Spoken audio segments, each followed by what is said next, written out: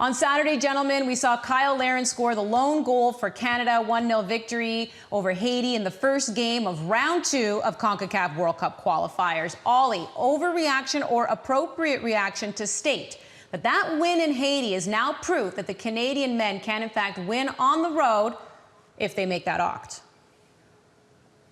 I think it's an appropriate reaction. It's still early. The games in the Oct will be tougher, obviously, but they showed a lot of the qualities that I think he needs to win away in CONCACAF. You know, they showed a really good attitude, shown by Alphonso Davies getting kicked around the park and never responding to it, continuing to play. I thought they showed intelligence when the game started to turn against them a little bit. They got a little bit safer. They didn't go chasing a second goal too much. Just shut it down and took their result back to Chicago, and I think that result will be enough and a good one. And they had some of their big veteran players, particularly at the back, stepping up. And I look at Milan Borjan and the performance he put in. They're going to need their goalkeeper. They're going to need their centre-backs in situations like that. So it's early, but it was a very good start and some good signs shown in terms of winning away in CONCACAF. What I actually like, and I think bodes well for Canada about the Octagon, is their first 2 road games are USA and Mexico. And so they're going to learn a ton of lessons in those 2 games. They're games that they don't necessarily need to get a ton of points in. If they can just get 1 point, that would be great, in those 2 games. And then they're going to be able to go on to the other 4 matches, or sorry, 5 matches, which are against teams they can go and potentially get some results against on the road.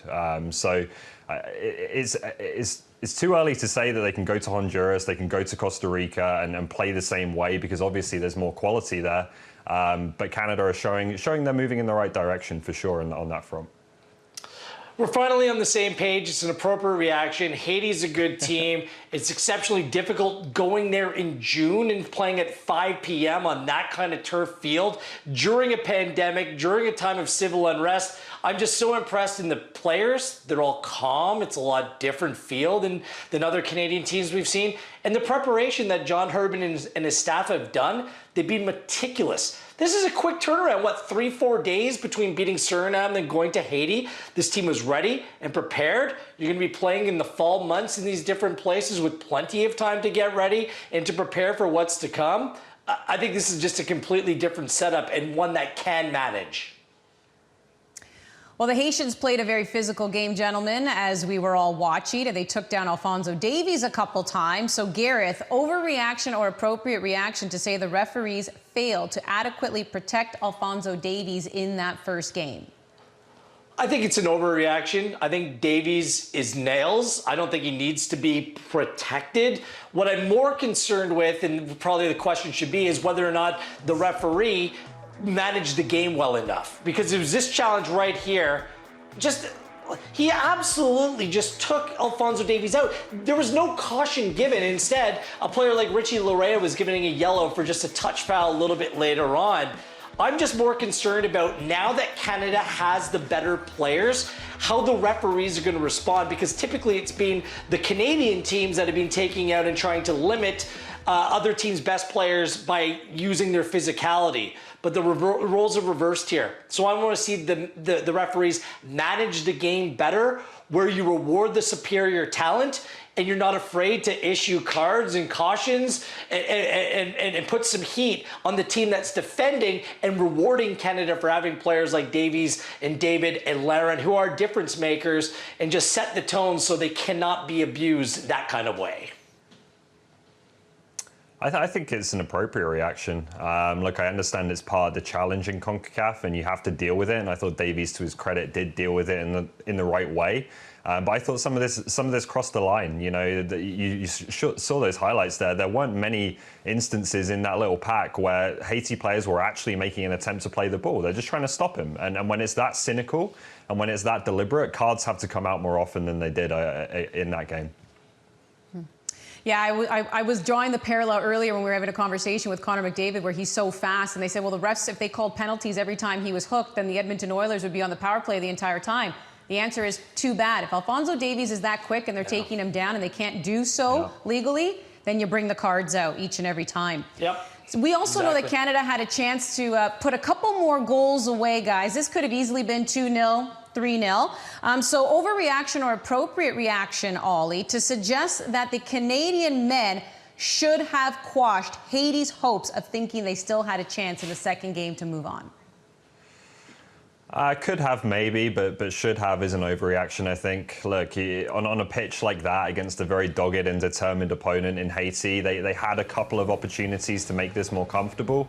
They didn't go in, and I thought what was good about Canada at that point was they didn't go chasing more. They didn't get silly. They didn't, lose their shape or lose their discipline. They understood that 1-0 is absolutely fine. I'd be very, very surprised. I think it's going to be an enormous shock if Canada don't go on to win this tie now.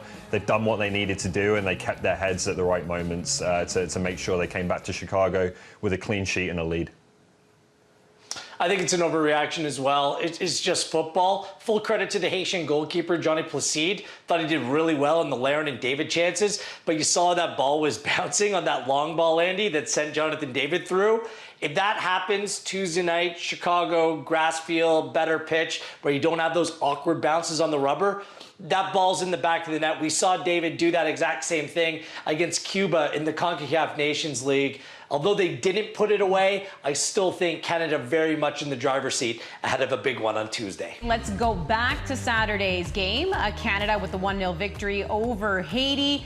Game 2 Tuesday to decide who moves on to the final round of World Cup qualifying for Qatar 2022. But I'll begin with you, Gareth. And just what impressed you the most about that victory? The defensive organization and commitment to defending by everyone in the team. That's been the biggest question, right? What will Canada look like defensively? We know the talent in attack, but what will they be like defensively? They held their own.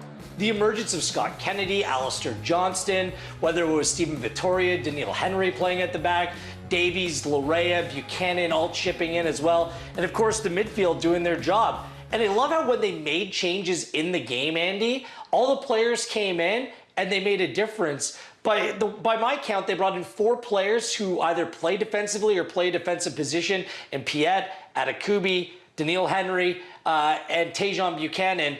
All of them got stuck in. And the other guy, Lucas Cavallini, was out there defending on top of his own 18 right at the depth as well. As long as they're committed to staying organized and they're tactically flexible the way that they've been, that bodes really well for Canada. Remember, they kept the United States. They came away with a clean sheet, 2-0 against them back in 2019. I think they're building off of that, where the collective group is actually greater than the individual parts included in this team.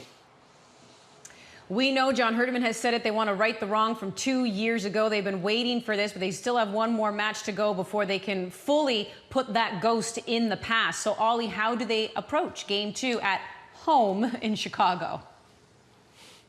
I think they'll want to play and win the game on their own terms, because as much as we talk about Canada needing to get better on the road in CONCACAF and the steps they're taking towards doing that, they also need to be a difficult place to visit, right? If they're going to qualify for Qatar in 2022, it is going to be founded, I think, on a few home wins in that next round. So you want to see a Canada team that can really impose itself on an inferior opponent, really show its quality, really get its best players going, use that speed of Alphonso Davies, Richie Larea, Jonathan Davids, and on the better pitch, really give a team problems. I think that's as much as we need to see them play a certain way away from home, we need to see them play a different way at home and really start to show the potential of this team on a regular basis, playing at its top level when the conditions, the pitch, the crowd, everything else is in its favor. So I think that's equally, if not more important than the improvements Canada are making away from home, which have been significant. It's been a busy month of June. They've played 3 games in these World Cup qualifiers, from Aruba to Suriname and now to Haiti. So who would you say, Gareth, has been the biggest winner from these June fixtures? The president, Scott Kennedy. He's been excellent. 24 years of age, playing in Bundesliga 2. Never had represented Canada before these last 3 games. Put into a pressure-filled situation. He's looked at ease, hasn't he? Good passer of the ball, solid defensively, good communicator. He fits right in and solves a potential problem across that back line. He's a no-brainer, first team choice right now for John Herdman. Gareth Gecko, I mean, that stock has gone way up, and I'm buying more, Andy. I'm buying more. Buy.